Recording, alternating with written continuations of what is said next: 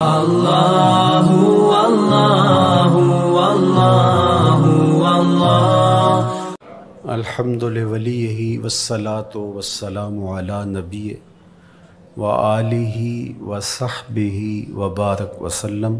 قال اللہ تعالی وتبارک فی القرآن المجید والفرقان الحمید فی شان حبیبہ مخبرا وآمرا ان اللہ وملائکتہ یصلون علی النبی یا ایہا الذین آمنوا صلوا علیہ وسلموا تسلیما۔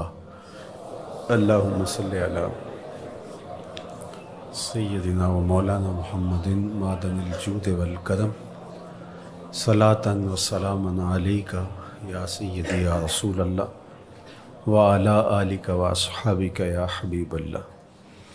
حمد و تعریف و توصیف اللہ جل مجدہ الکریم کی ذات بابرکات کے لیے، رسول رحمت شفیع معظم نبی محتشم حضور ختمی المرتبت صلی اللہ علیہ وآلہ وسلم کے حضور ناز میں اپنی عقیدتوں، ارادتوں اور محبتوں کا خراج پیش کرنے کے بعد واجب الاحترام ذوی الاحتشام عالی مرتبت محترم سامعین حاضرین، السلام علیکم ورحمۃ اللہ وبرکاتہ۔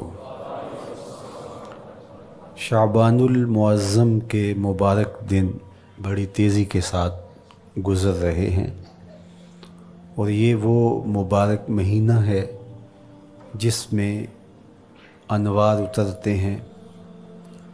ام المومنین سیدہ عائشہ رضی اللہ تعالی عنہا فرماتی ہیں کہ حضور علیہ السلام کو رمضان المبارک کے بعد سب سے زیادہ روزے شعبان المعظم میں رکھتے ہوئے دیکھا ہے۔ ماہ شعبان میں رمضان المبارک کا شدت سے انتظار کرنا، اس کی ہمیں ترغیب دی گئی ہے، بلکہ رجب کا چاند طلوع ہوتے ہی یہ دعا مانگا کرتے تھے میرے اور آپ کے آقا و مولا کہ اللہ ہمیں شعبان تک اور پھر رمضان المبارک تک پہنچا دے۔ اس مہینے کا آنے والے موسم نور کا استقبال کرنا، اس کے شوق میں بے تابیوں کا اظہار کرنا، یہ اللہ جل شانہ کے ساتھ محبت کی علامت ہے۔ شعبان المعظم کے دن گن گن کے گزارے جائیں کہ اتنے دن رہ گئے ہیں رمضان المبارک میں، اب اتنے دن رہ گئے ہیں رمضان المبارک میں۔ انسانی ذہن میں یہ سوال پیدا ہو سکتا ہے کہ متعینہ وقت پر تو اس مہینے نے آنا ہی ہے، اور اگر زندگی موجود رہی تو اس کو پا ہی لیں گے، تو اس شدت سے انتظار کرنے کا کیا مطلب؟ تو اس کا جواب یہ ہے، بیرون ملک سے کسی کے بزرگ نے، والد نے یا کسی کے بیٹے نے آنا ہو تو وہ 2 ماہ قبل ہی آنکھیں فرش راہ کیے ہوتے ہیں اور گن گن کے دن گزار رہے ہوتے ہیں، اور جو ہی لمحے قریب آتے ہیں تو پھر گھڑیاں اور ساعتیں بھی گنی جاتی ہیں۔ بار بار گھڑی دیکھتے ہیں، ابھی تک پہنچے نہیں، جبکہ یہ طے ہے کہ 5:02 پہ فلائٹ اترے گی۔ تو بار بار گھڑی دیکھنے کا مطلب لاہور سے 2 گھنٹے یہاں گجرانوالہ میں پہنچتے ہوئے لگیں گے، لیکن ہر 10 منٹ کے بعد کہ ذرا پتہ کرو کہاں تک پہنچے ہیں۔ کیا مطلب اس کا؟ مطلب اس کا یہ ہے کہ جب سینے میں کسی کا انتظار رکھا ہوا ہو تو پھر بے تابیاں، بے چینیاں، اضطراب موجود ہوتا ہے۔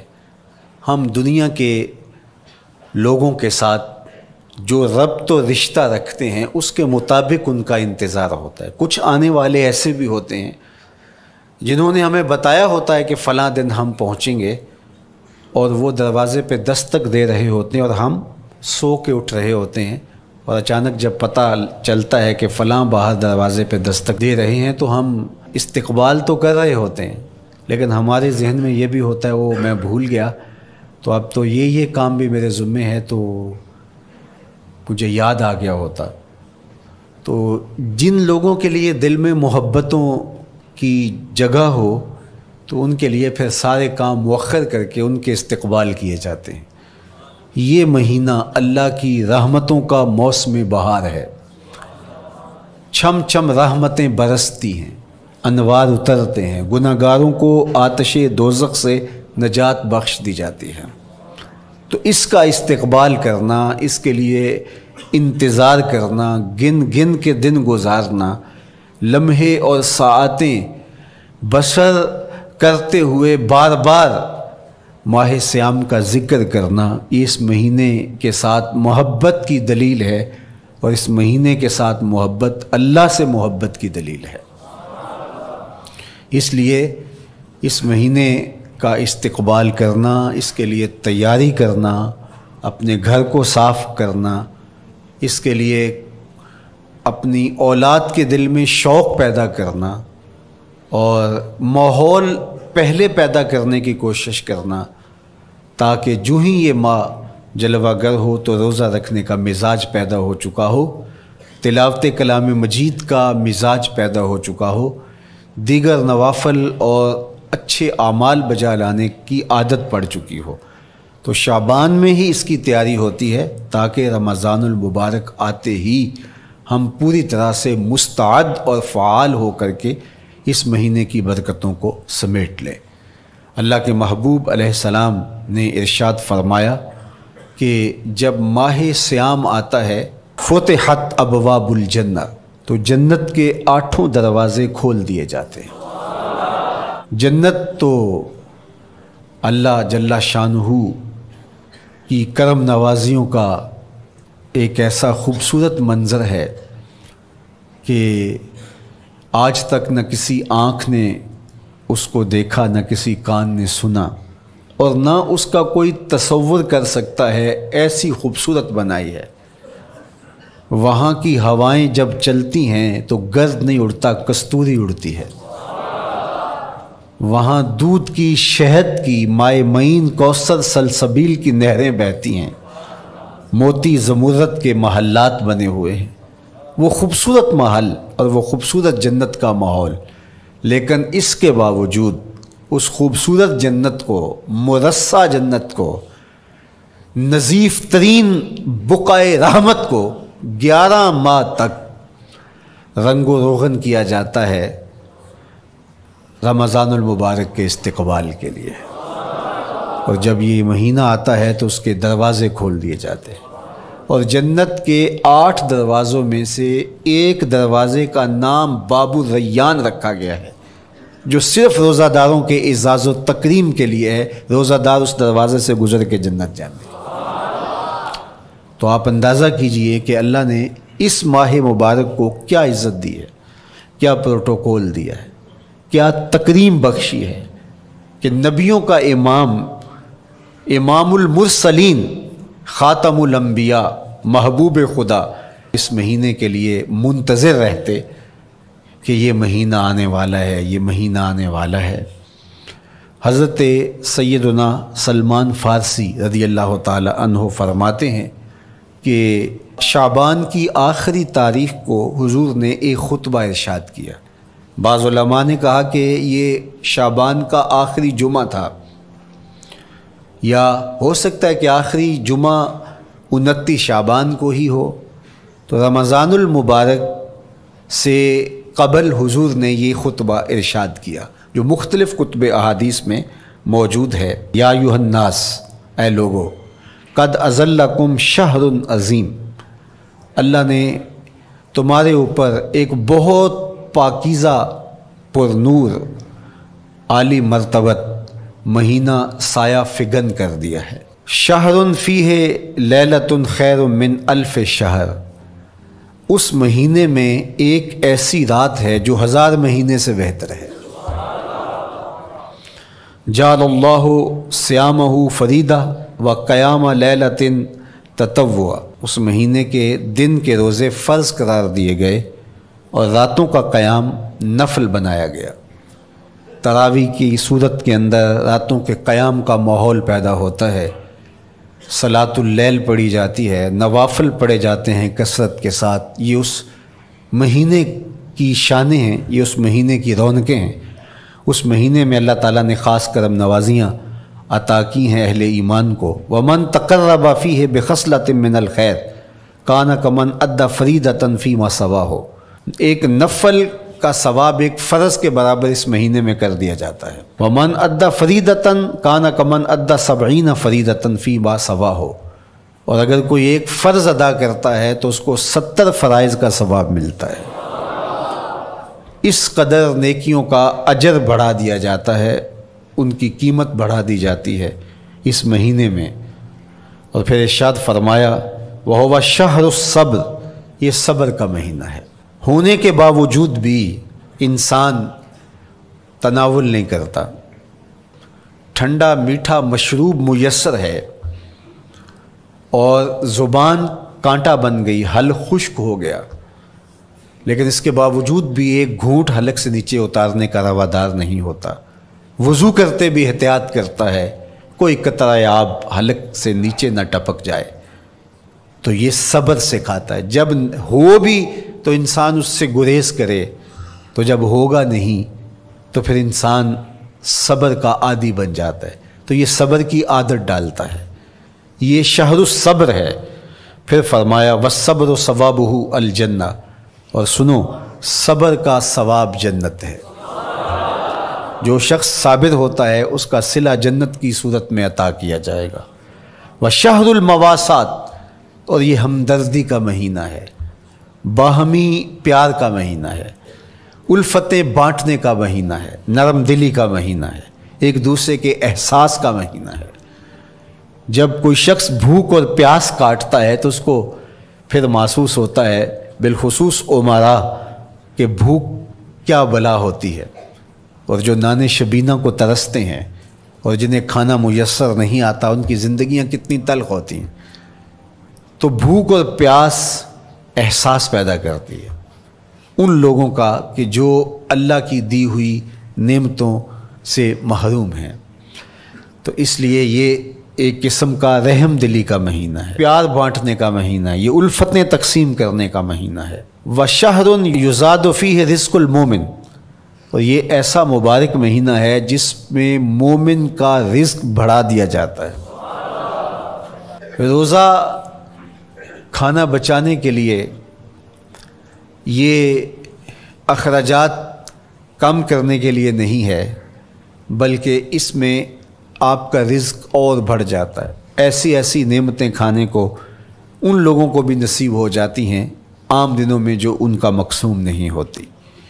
دسترخوان لگتے ہیں، افطاریاں ہوتی ہیں، سحری کے لمحات ہوتے ہیں، کوئی کسی کو ویسے کھانا کھلائے تو اس دسترخوان پہ کھانے کے لیے آنا اس کا اور رنگ ہوتا ہے، لیکن افطار کا دسترخوان جب بچھتا ہے اور لوگ جب اس کے اوپر آتے ہیں، امیر بھی آتے ہیں، غریب بھی آتے ہیں، تو اللہ کی دی ہوئی نعمتیں جو دسترخوان پہ پڑی ہوتی ہیں ان کو اٹھاتے ہیں، کام و دہن کی تسکین کا سامان کرتے ہیں، عزت نفس بھی مجروح نہیں ہوتی اور طرح طرح کی نعمتیں کھانا بھی دستیاب ہو جاتی ہیں۔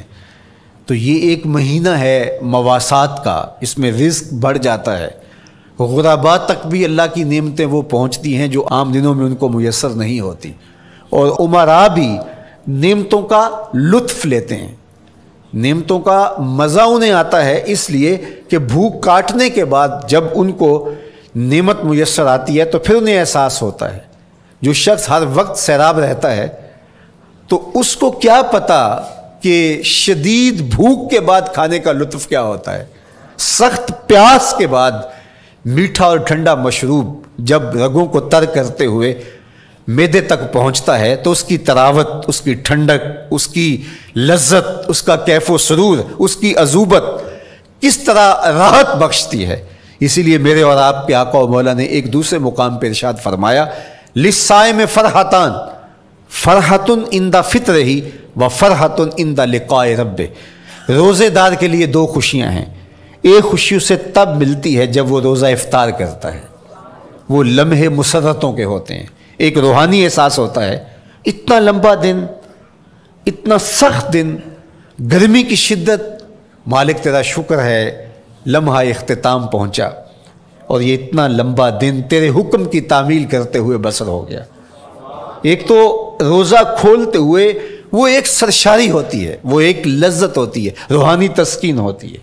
آج کل وہ افطار کے دسترخوان لگتے ہیں تو جس طرح ہمارے سارے معاملات جو ہیں وہ ملوث ہو گئے ہیں ریا سے، تصنع سے، اس طرح افطار بھی ایک فیشن کے طور پہ فروغ پا رہی ہے۔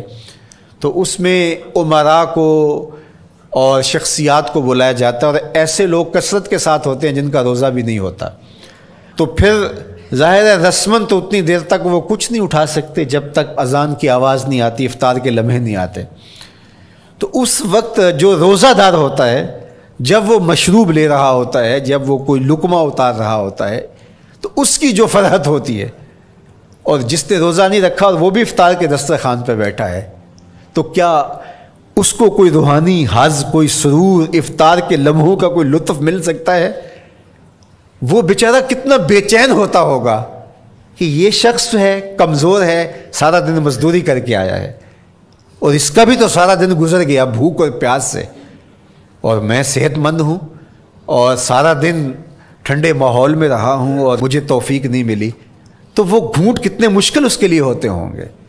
اور روزہ دار کے لیے کس قدر وہ آسودہ بخش لمحے ہوتے ہیں کہ جب اس کو یہ مسرت ہو رہی ہوتی ہے کہ مالک تیرا شکر، گرم موسم، زباں کانٹا، حلق خشک، اور تو نے تکمیل تک لمحے پہنچائے اور میرا دن خیریت سے گزر گیا، تو وہ اس کے لیے ایک خوشی کا لمحہ، روحانی مسرت کی کیفیت۔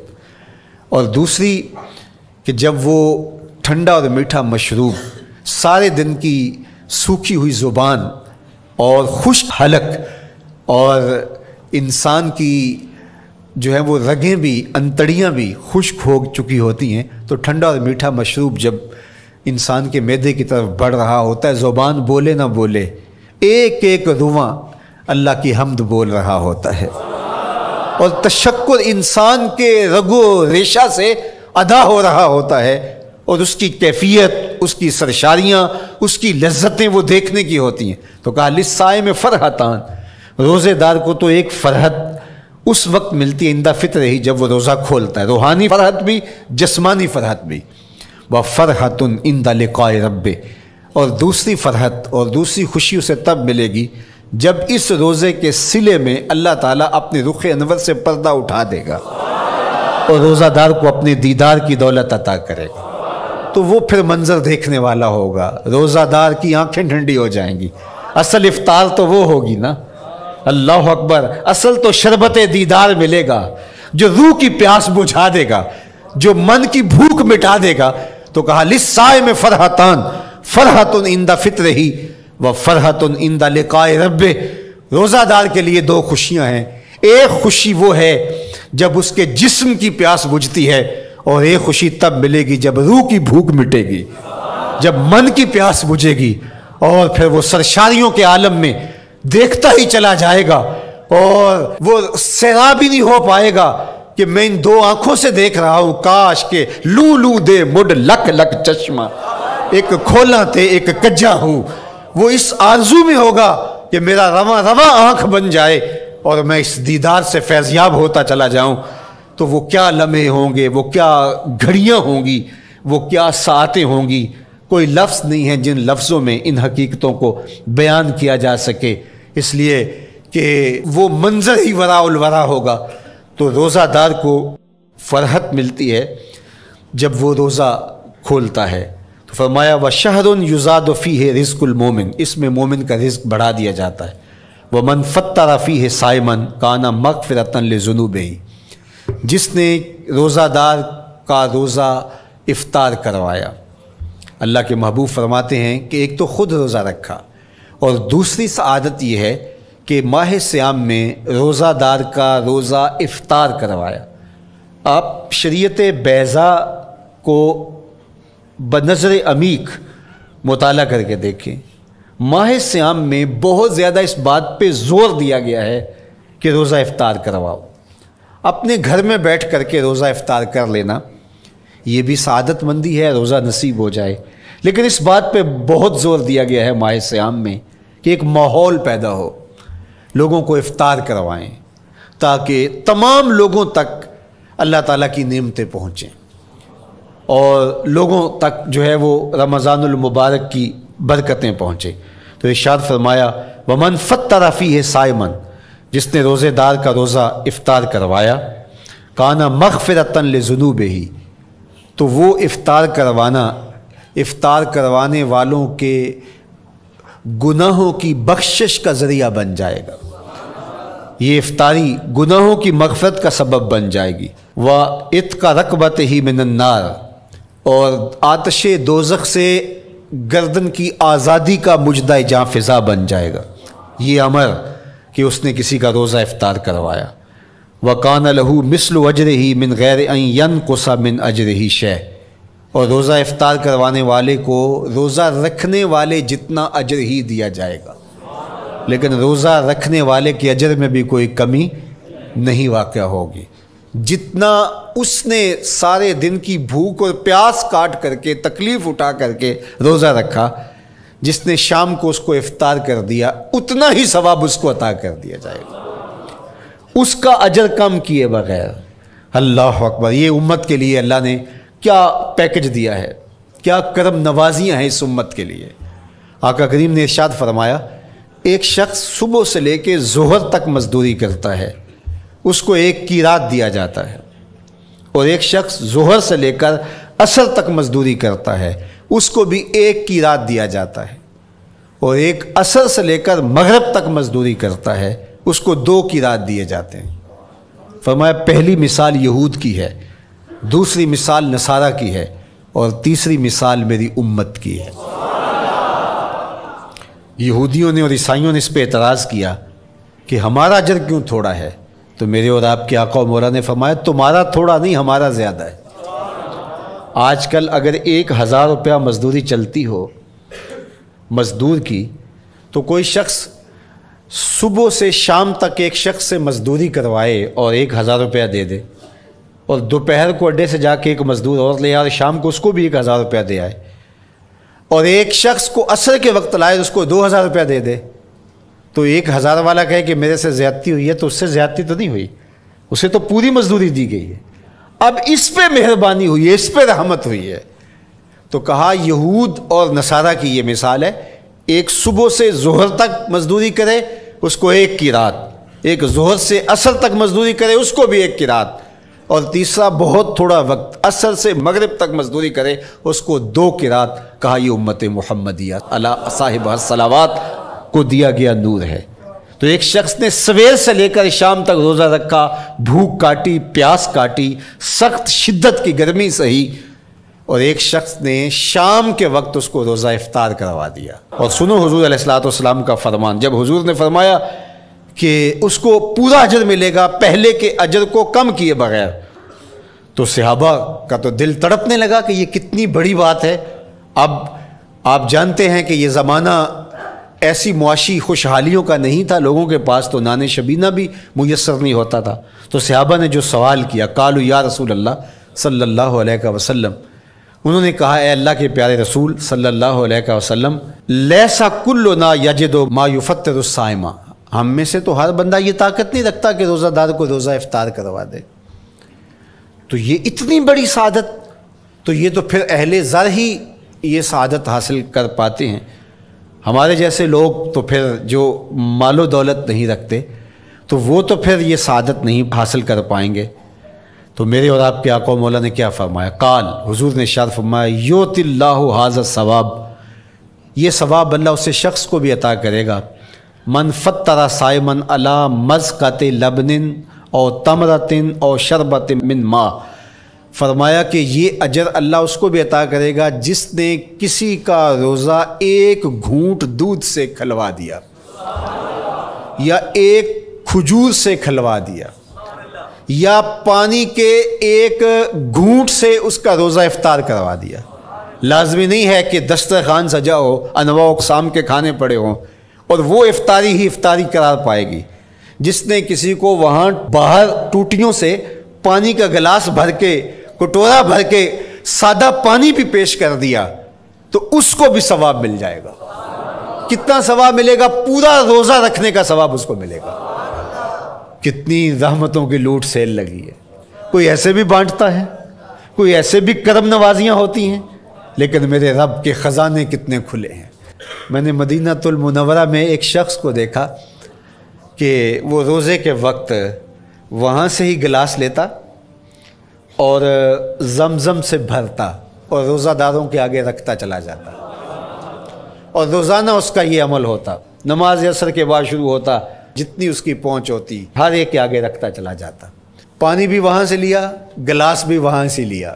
اللہ اکبر! فرمایا دودھ کا ایک گھونٹ یا پانی کا ایک گلاس یا ایک کھجور اس نے کسی کو پیش کی اور اس نے اس سے روزہ کھولا، اللہ کے محبوب فرماتے ہیں پہلے کے اجر میں بغیر کسی کمی کے اس کو پورا پورا ثواب روزے کا نصیب ہوگا۔ اللہ اکبر! اب سنو، پھر حضور نے ارشاد فرمایا ومن اشبع صائمن، اور جس نے صحیح اہتمام کے ساتھ روزے دار کو اچھا کھانا کھلایا، اچھی پرتکلف افطاری دی، سقاہ اللہ من الحوض شربتا لا یظمأ حتی یدخل الجنہ، اس کو حوض کوثر سے ایسا جام ملے گا کہ اس کو کبھی پیاس نہیں ملے گی یہاں تک کہ جنت میں چلا جائے گا۔ اللہ اکبر! اس کو کوثر کے جام نصیب ہوں گے حشر کی گرمی میں۔ اور آپ کو معلوم ہے، علماء سے آپ نے بارہا سنا ہوگا کہ جام کوثر جس نے ایک بار پی لیا پھر 50,000 سال کے دن میں اس کو دوبارہ پیاس نہیں لگے گی۔ یہ جام کوثر کی خصوصیت ہے۔ فرمایا وَهُوَ شَهْرٌ أَوَّلُهُ رَحْمَةٌ، یہ وہ مہینہ ہے جس کے پہلے 10 دن رحمت ہیں اور اس کا درمیانی عشرہ مغفرت ہے، وَآخِرُهُ عِتْقٌ مِّنَ النَّارِ، اور اس کا آخری عشرہ جو ہے وہ آتش دوزخ سے نجات کا ضامن ہے۔ فَاسْتَكْثِرُوا فِيهِ مِنْ 4 خِصَالٍ، کہا کہ 4 کام اس مہینے میں کثرت کے ساتھ کرو۔ خصلتان ترضون بہما ربکم، 2 کام تو وہ ہے جس سے تم اپنے رب کو راضی کرو گے۔ وخصلتان لا غنا بکم عنہما، اور 2 کام ایسے ہیں کہ ان سے بے نیاز نہیں ہو سکتے تو وہ تمہیں کرنے پڑیں گے۔ اما الخصلتان اللتان ترضون بہما ربکم، وہ 2 خصلتیں، 2 کام جن کے ذریعے سے تم اپنے رب کو راضی کر سکو۔ فشہادت اللہ الہ الا اللہ، وہ گواہی دینا ہے لا الہ الا اللہ، وتستغفرونہ، اور تم کثرت سے استغفار کرو، اللہ سے بخشش مانگو۔ یہ 2 کام تم نے کرنے ہیں۔ وَأَمَّا الْخَصْلَتَانِ اللَّتَانِ لَا غِنَىٰ بِكُمْ عَنْهُمَا، اور وہ چیزیں جن کے بغیر تمہیں چارہ نہیں ہے۔ فَتَسْأَلُونَ الْجَنَّةَ وَتَعُوذُونَ مِنَ النَّارِ، اللہ سے جنت طلب کرو اور دوزخ سے پناہ مانگو۔ تو یہ 2 کام جو تمہاری ضرورت ہے تم اس مہینے میں کثرت کے ساتھ کرو۔ تو یہ مہینہ رحمتوں کی لوٹ سیل کا مہینہ ہے، یہ کرم نوازیوں کے امٹتے ہوئے دھارے ہیں، یہ سیل رحمت ہے جو کہ من کی سیرابی کا سبب اور ذریعہ ہے۔ خوش نصیب ہیں جو ماہ صیام کو خوبصورتی کے ساتھ بسر کرتے ہیں، اس کے آنے سے پہلے استقبال کرتے ہیں، گھروں میں صفائی کریں، اہتمام کریں، مساجد میں اہتمام کریں، تاکہ بچوں میں یہ شوق پیدا ہو کہ ماہ صیام آ رہا ہے۔ جب ہم بچے تھے تو ہمارے والدین رمضان المبارک سے قبل ہی رمضان المبارک کی تیاریاں شروع کر دیا کرتے تھے۔ اس وقت گھر میں شربت تیار ہوا کرتے تھے گڑ کے، اور وہ پہلے ہی مائیں گھر میں تیاری کرنا شروع کر دیا کرتی تھی۔ ایک شوق پیدا کرنا مقصود ہوتا ہے۔ تو کچھ چیزیں ایسی ہیں کہ آرڈر لکھیں اور 1 سیکنڈ میں گھر پہنچ جائے، لیکن کچھ چیزیں یہ جو ہے وہ تیار کرنی چاہیے، شوق پیدا ہو۔ گھروں کے اندر ماؤں کو چاہیے کہ افطاری کو اہتمام کے ساتھ تیار کریں تاکہ بچوں کو شوق پیدا ہو، اور یہ ایک ماحول پیدا ہو، قرآن مجید کی تلاوت کا ماحول پیدا ہو، جاگنے سونے کے جو ہے وہ شیڈول مرتب کیے جائیں، مساجد کی آبادی کا سامان کیا جائے۔ پچھلے سال تو بڑا اداس رمضان گزرا، اس لیے کہ کرونا کے حوالے سے جس طرح ملکی حالات تھے وہ آپ کے سامنے تھے۔ اس مرتبہ الحمدللہ اس طرح کے حالات نہیں ہوں گے، کچھ SOPs کو آپ کو فالو کرنا ہوگا، لیکن مسجدوں کی انشاءاللہ رونقیں بحال رہیں گی، اور صلاۃ التراویح اور سحر و افطار کے لمحے، نوافل، تسبیحات، اذکار، نمازوں میں 5 گانہ حاضریاں، یہ کیسا خوبصورت ماحول ہوتا ہے، رحمتیں برس رہی ہوتی ہیں، انوار اتر رہے ہوتے ہیں، اور وہ کیا خوبصورت لمحے ہوتے ہیں اور کیا گھڑیاں ہوتی ہیں۔ انشاءاللہ امسال مرکز مصطفیٰ کے اندر صلاۃ التراویح کے لیے خاص طور پہ ہم اہتمام کر رہے ہیں۔ میری آرزو تھی کہ جب مرکز کی تکمیل ہو تو پھر رمضان المبارک کا اہتمام کے ساتھ جو ہے وہ ہم انتظام و انصرام کیا کریں گے، چونکہ اس سے قبل بہت سارے تعمیراتی کاموں کی وجہ سے ہم الجھے رہتے تھے، لیکن اللہ کے فضل سے اب مرحلہ اول کی تکمیل ہو گئی اور مرحلہ ثانی کی طرف ہم بڑھنے والے ہیں۔ تو اس رمضان المبارک کے اندر ہمارے لیے بیٹھنے کی جگہ، خواتین کے لیے انتظام، افطار کے لیے، سحر کے لیے، دوستوں کے لیے انشاءاللہ خوبصورت اہتمام ہوگا۔ بہت اچھے قاری قرآن جو ہے وہ صلاۃ التراویح پڑھائیں گے، تو وہ میٹھے اور دل آویز لہجے اور مرکز کا ماحول، انشاءاللہ ذکر و فکر کے حلقے بھی ہوں گے، دروس قرآن کے حلقے بھی ہوں گے، تو ایک ماحول انشاءاللہ پیدا ہو، اور انشاءاللہ میں بھی آپ کے ساتھ ماہ صیام میں موجود رہوں گا، افطار کے لمحوں میں بھی، سحر کے لمحوں میں بھی، تراویح میں بھی، نمازوں میں بھی انشاءاللہ۔ اور پھر جب ہم ہوں گے تو ماہ صیام ہوگا، رحمت کی گھڑیاں ہوں گی، اترتے ہوئے انوار ہوں گے، محبتوں کا ہجوم ہوگا، افطار کے میلے ہوں گے، سحری کے خوشگوار لمحے ہوں گے، قرآن کی دل نواز صدائیں ہوں گی، اور مرکز مصطفیٰ کا نورانی پرکیف سرمدی ماحول ہوگا۔